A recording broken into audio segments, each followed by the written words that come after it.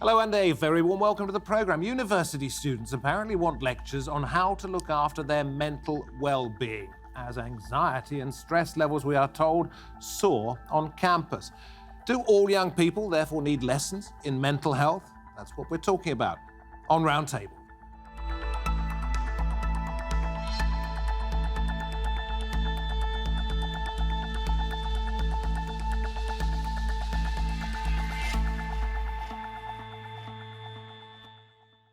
Hello from me, David Foster. Levels of stress and illness, we are told, among students are on the rise, dramatically so. Alarmingly high already, according to one recent report. And now young people at UK universities, at least some of them, are calling for academics to step in.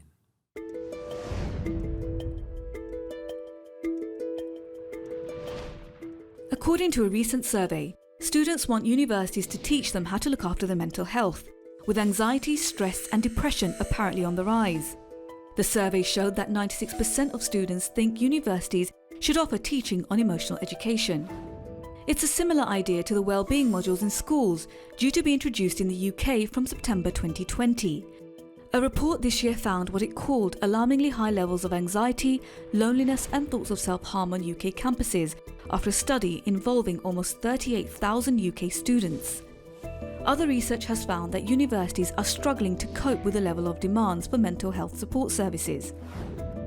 It showed that students with mental health problems are having to wait up to 12 weeks for counselling and support. So can lectures on mental health be the answer? The stress levels at this table, I hope, will be low, but that is what we're talking about anyway. Joining me today, Graham Atherton, Director of the National Education Opportunities Network. He'll enlighten us on that.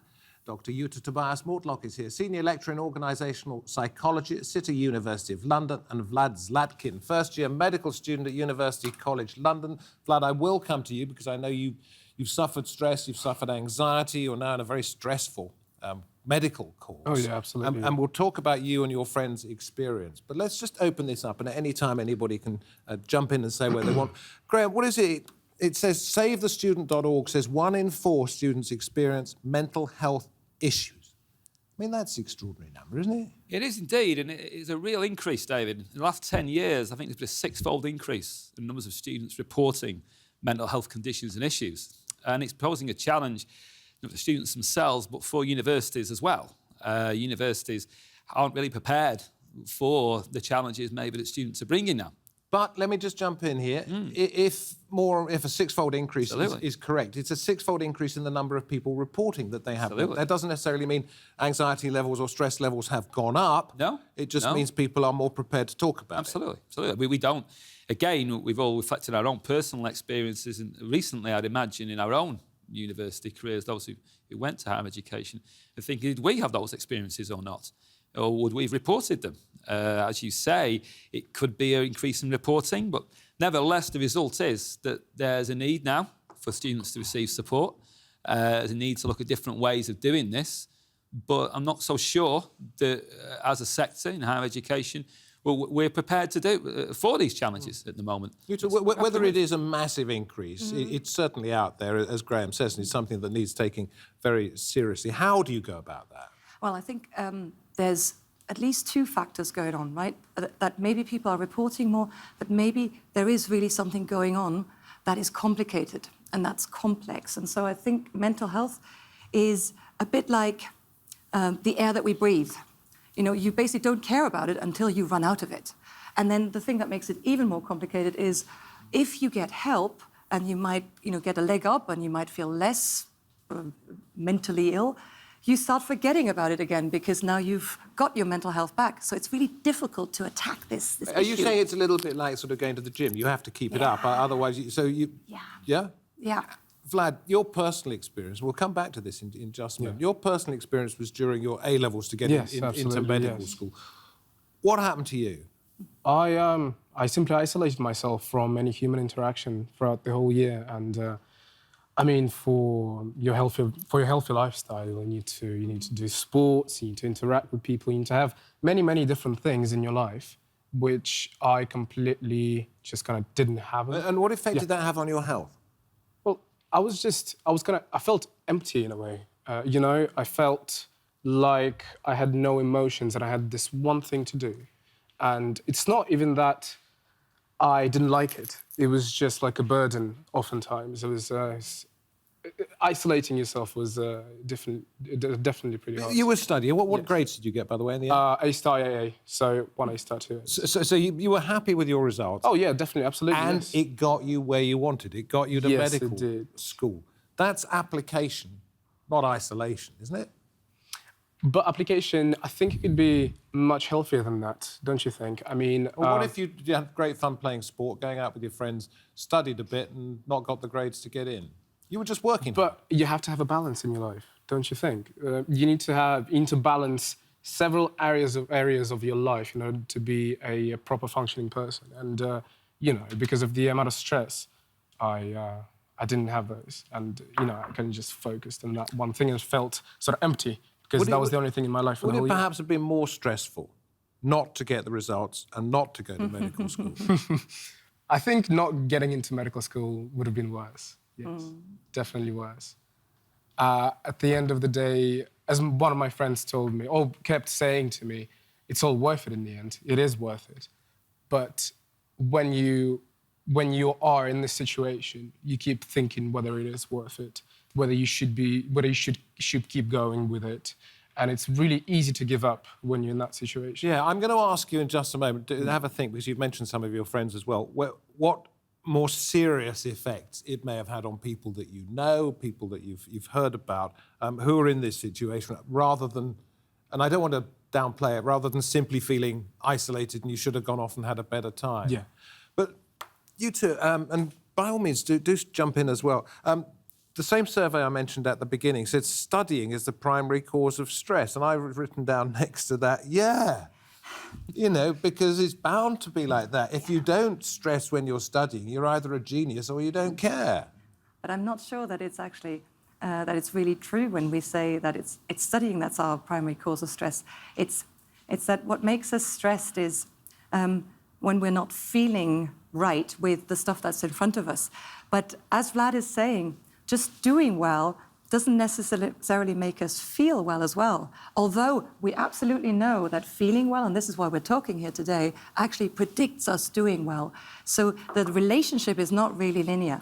But it's go ahead, Vlad. Yeah, if I can jump on that. Yeah. As you said before, mental health should be like a constant thing that you need to maintain, right? And you just forget about your mental health after you're kind of done with it. Mm-hmm. It's the same thing in my situation. When I was in that situation, it felt very bad. It was intensely bad. And then after it was done, I completely forgot about it, you know? I think as well, we're looking at a system that's changed a lot in recent years. I mean, the studying, as you said, David, it should be stressful or should be enjoyable now. And I think now we've got a high-cost higher education system now. And the consequences of failure, I think both entering HE and coming out of HE are seen by students as something that they don't want to entertain. And that failure is also coming from parents and from their communities. I mean, parents themselves, I can't talk about your particular case, of course, Vlad, but I'm sure you may be able to relate to some of your peers as well, whose parents want their children to do very well, because they believe university is the only way perhaps of prospering now. It creates a high-pressure environment. But it was always us, wasn't it? It always was was mum and the dad case. saying, get a good job. It was always the case for some students who could cope with it. Not everybody can cope with it the same way. OK, David so did. why can't people these days cope with what perhaps they coped with two generations ago?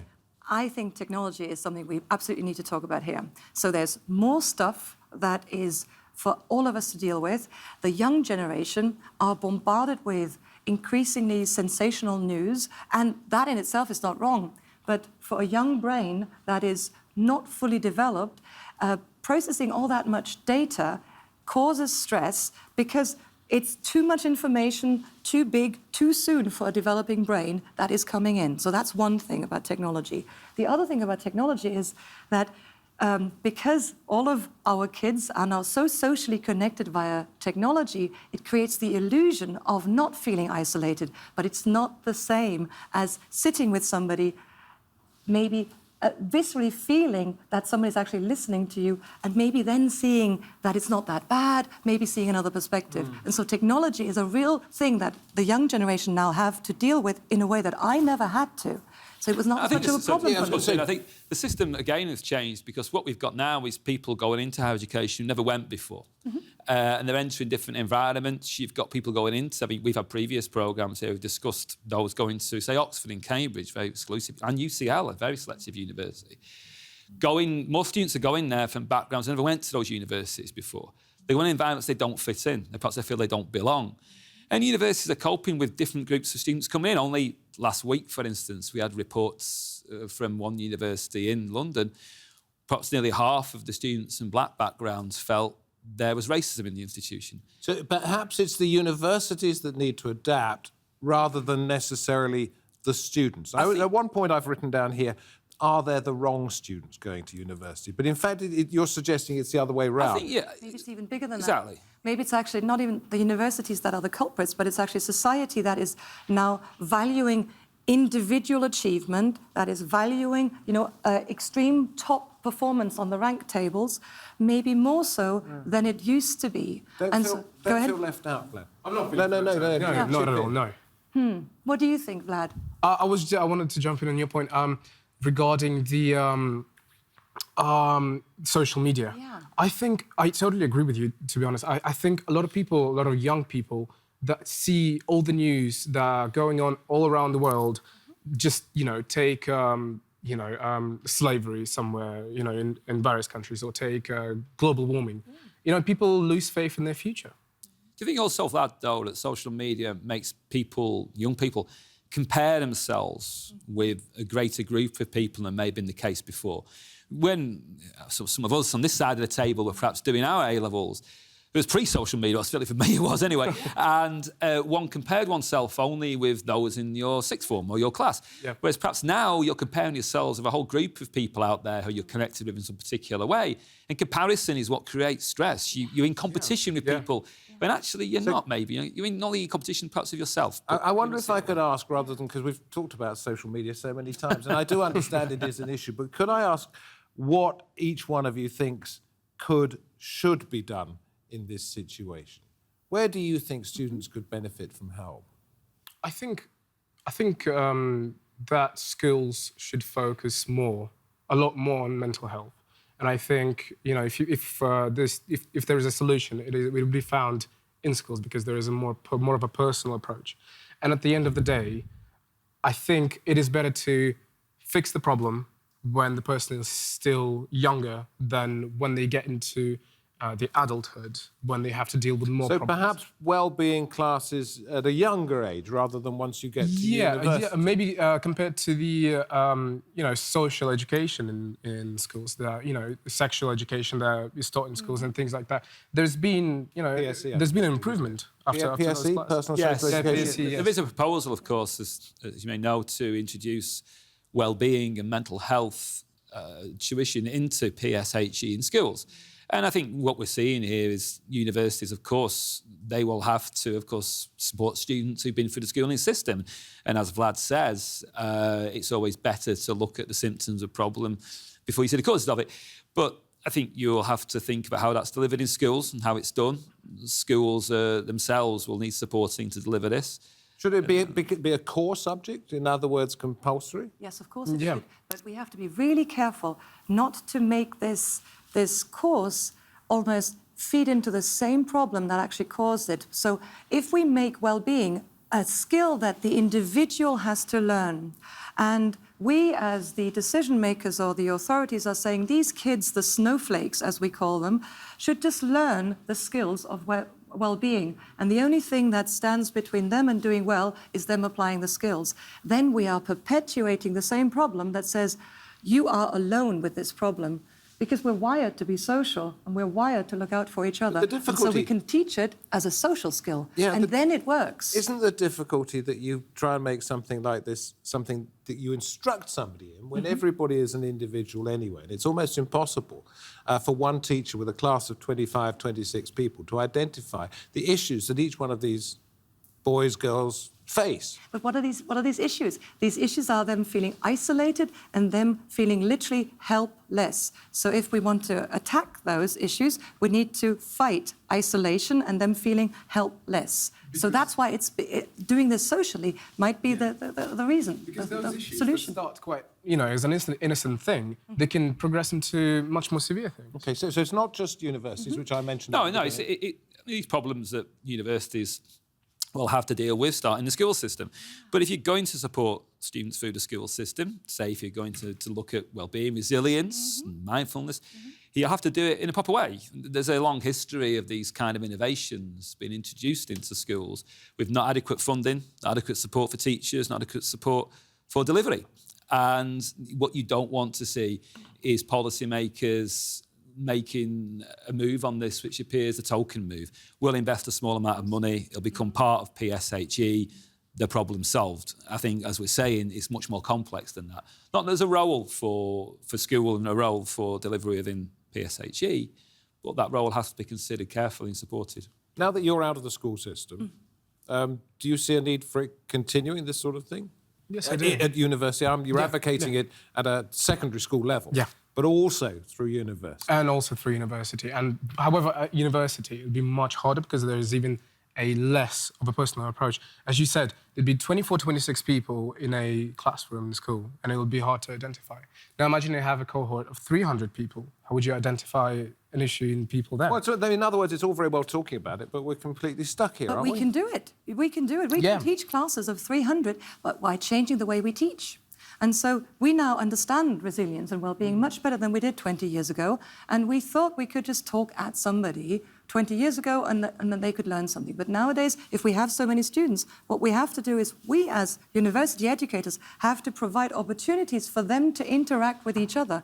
And when I do this in my classrooms, the students are saying this is the first time they've actually had a conversation with one of their peers that they've sat next to for a whole year or 3 years. But it can be done. We have to change. Yeah, I mean, that's shifting culture in institutions, right. shifting resources. I mean, some subjects have always been better at interaction between students than others. I think, again, we've talked about systems changing. We have far more students going to university than ever before, but sometimes they're coming into institutions and they're having large classes, they're not having small interaction opportunities. And the staff need supporting as well. You and your colleagues need supporting because there's quite a lot of examples of students presenting with quite developed mental health issues to staff. And the staff themselves aren't enabled to do this, they're not trained. If you're in a subject area, you go to teach medicine, you're teaching engineering, you're teaching economics. Your training is in that subject area at the moment. You need the resources, financial, you need the will, Yes. and you need to identify the right people. Are any of those things there in your experience so far? And I think I hesitate to put words in your mouth, but I think the answer is no. Well, in universities, I think the largest thing that they do is they identify people that do not turn up to compulsory lectures. But it's not only the people that have mental issues, it's also people that just don't want to go.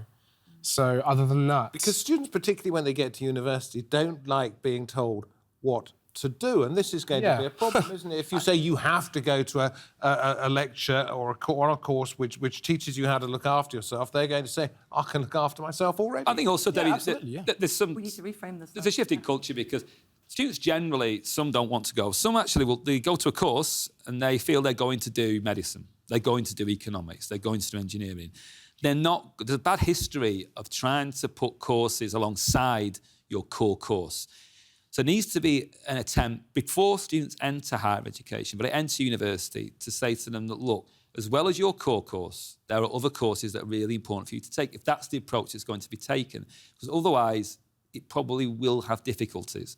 Other courses have difficulties because students see themselves coming to do medicine or do economics, not to do something aside from that.